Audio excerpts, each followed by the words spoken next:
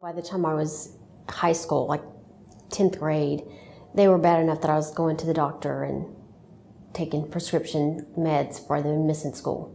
We tried, I think, 67 different medication protocols, and we did botox, we did trigger point injections, we did surgical nerve blocks, we did acupuncture, we did chiropractic. The first time that I heard about Reed migraine was from the nurse practitioner who works with my neurologist.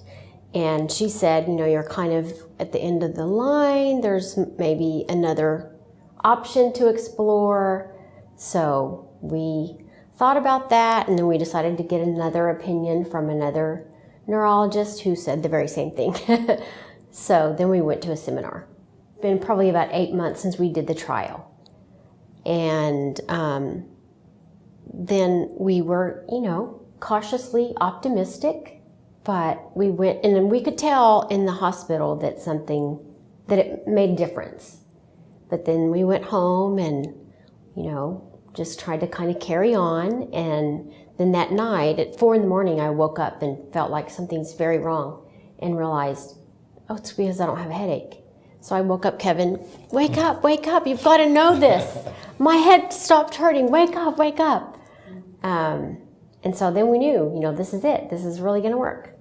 As soon as we took the trial out, the headache came right back, and that was kind of depressing. And probably the hardest part was waiting between the trial and the permanent procedure.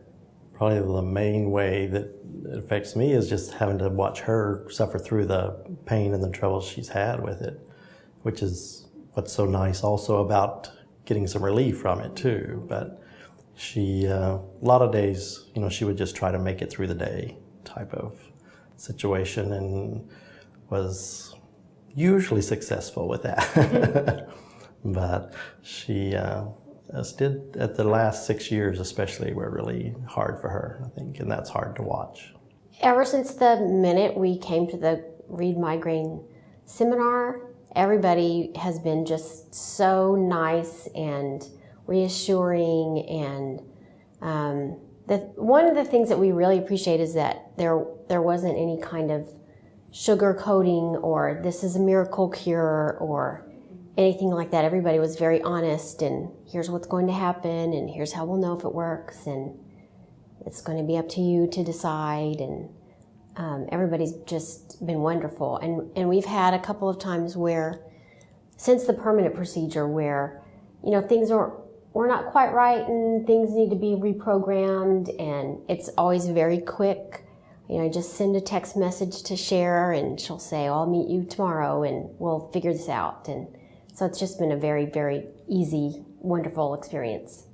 Well, everybody close to us who knew about the 24/7 headache was just so hopeful. In fact, I think some people were more excited and optimistic than we probably were before we had the trial, because they just, you know, were hoping for just anything to work. And then after we did the trial and it worked so well, there was this long, excruciating wait for insurance approval, which probably seemed longer to us than it actually was, but everybody was so excited for us. And to the point where they were saying, you know, we're going to make this happen, whatever your insurance says. We're going to have bake sales. We're going to have whatever we have to do, we're going to do. A definite high was when we realized the trial really was going to work, and we could believe, yeah, this really is it. And I don't mean to seem like it's the miracle cure and it just makes you not a migraine patient any longer, but it is absolutely life-changing, and every minute of our lives has been different ever since then. It gives her some way to control it. I mean, it gives her some control over the migraine. Yeah. Much better than the medical stuff. And that's, I don't know if this is a high or a low, or maybe it's both, but coming to realize there's a little bit of a lag time where you don't realize you can fix the headache. So you just kind of lie there thinking, oh no, it's going to be a really bad day. Oh, what am I going to, oh wait, I can do something about this. I mean, it takes your head a little bit to realize there's something you can do instead of just figure out how to cope with it. And it's usually within 10 minutes that it's gone or it's pretty close to gone. So that's, I think, both a high and a low.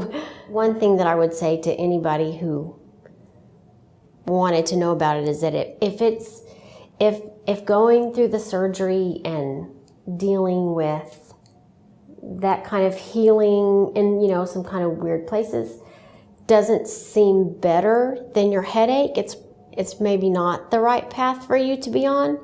But if all of that is a piece of cake compared to the headache that you're having all the time, it is absolutely the thing to do. There is nothing in my life that is the same as it was before we did the surgery, because every day, I think it was literally every day that I would say to Kevin, if I could have 5 minutes without a headache, I could do all my thinking for the entire day during that 5 minutes, and then the rest of the time I could just deal. And then it was, if I could have 5 minutes a week without a headache, I could do all my thinking then. And now it's, all of that is gone, and it's just, I don't even know how to describe the difference in being able to think and, and go through life and really be living instead of just kind of going through the motions. So it's hard to say how my life is different, because there's just nothing at all that's the same. We have started going to movies again because we can. And there are restaurants that we had stopped going to because it's just too loud. And so lots of times we'll say, what's the loudest place we can think of to go to? We're going to take a big trip to Europe in the spring, which there's just no way we would have ever done that. And now all of those things are back. And she smiles a lot more now, too.